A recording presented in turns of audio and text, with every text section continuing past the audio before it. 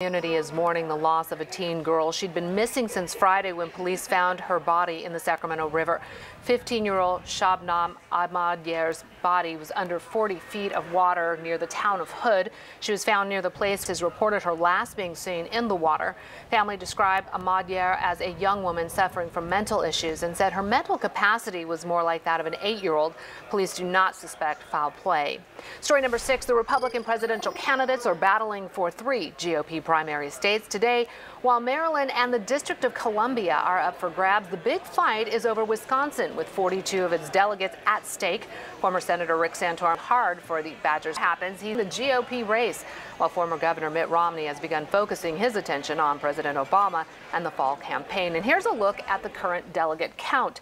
Mitt Romney is in the lead with 572, followed by Rick Santorum with 273. Newt Gingrich and Ron Paul are trailing behind. Number 7, an attorney-armed black teen says surrender to authorities if he's charged. George Zimmerman claims he shot Trayvon Martin in self-defense. Now enhanced video of Zimmerman at the Sanford police station may back up that he was injured during a scuffle with what appears to be gashes on the back of Zimmerman's head.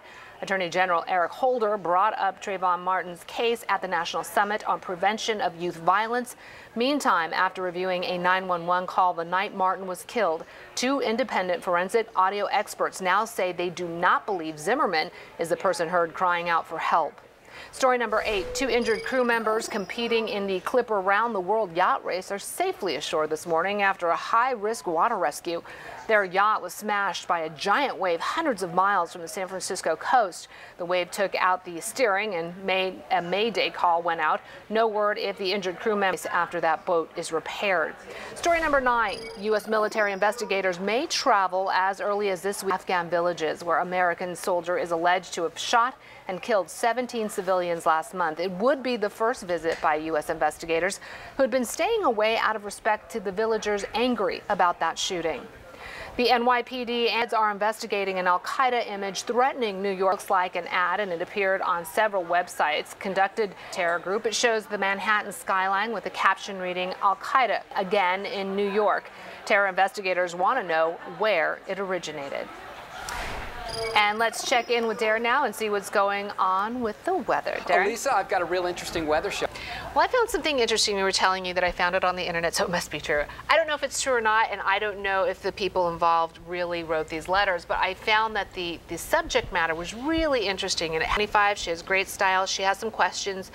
Where the richest men hang out, which age group should I target, why are most wives of the rich guys only average looking, etc.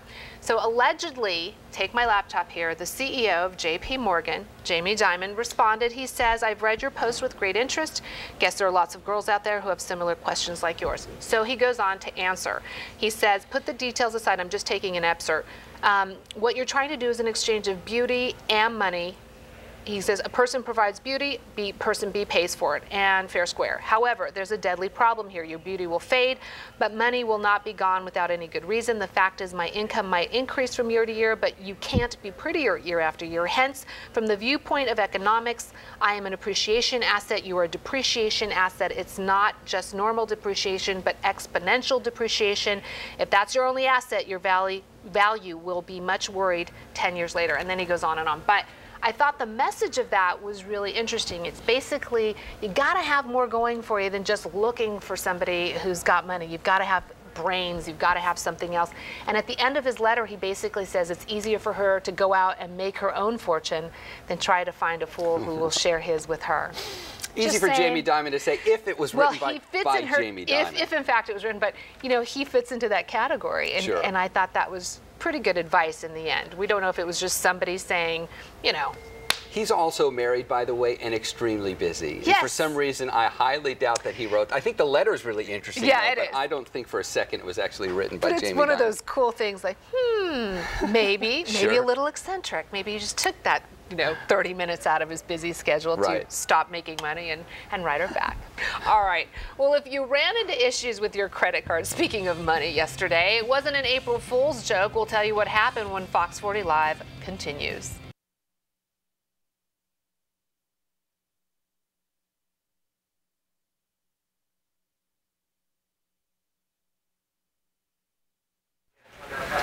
Well, Well, in light of yesterday's shooting at a small Christian college in Oakland, so many are asking, why does this keep happening? How do we stop it?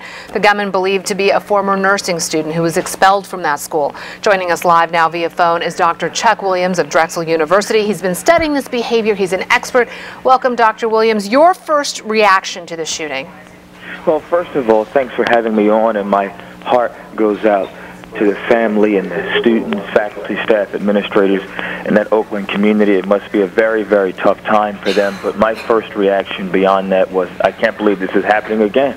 We've had a couple of school shootings, campus shootings, in the past several months in the U.S., and I believe it's reached a crisis point, and we have to do something about it.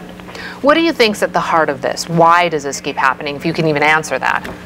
Well, I'm going to try. I think that in this instance, as more information comes out, it becomes clear that this was a disgruntled and disconnected student. There may have been some cultural issues because although he's a naturalized citizen, he's from Korea. If you add the fact that he was dismissed from the university with the passing of his brother and mother within a year, it could have been a precipitating event leading into some of these issues that caused actually the way he did the other day.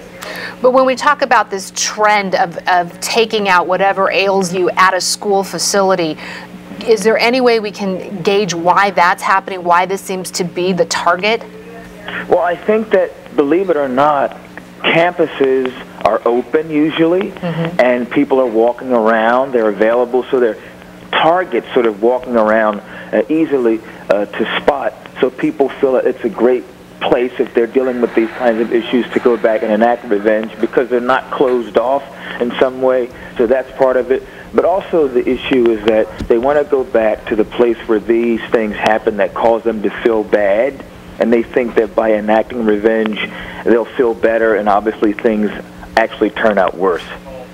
Are there signs that teachers and students, administrators can be looking for? Sure. I think that one of the things we have to do a better job of on campuses is to look for students who appear to be disconnected and disgruntled, who appear withdrawn, who appear depressed, who appear somewhat anxious, and remind them that we do have campus mental health services. Most universities and colleges have, school psychology centers, and students can avail themselves of those programs, but I don't think we do a good enough job of promoting that service until after it's too late. I also think one of the things we have to realize is that when we dismiss students for whatever reason, behavior problems, academic issues, we should have a debriefing. That means we have someone who's trained in mental health, trained in counseling, sit down to have an exit interview to make sure they don't come back to do what this man did at Oakland University. We don't do that enough either. We think that once we have, some paper signed and they're out of the door, then we're done. Well, we now know that sometimes they come back and they kill people. All right, that's so valuable, the information that you've given us. Thank you so much for joining us this morning, Dr. Williams, and hopefully we'll be talking to you again. Bethany? Thank you.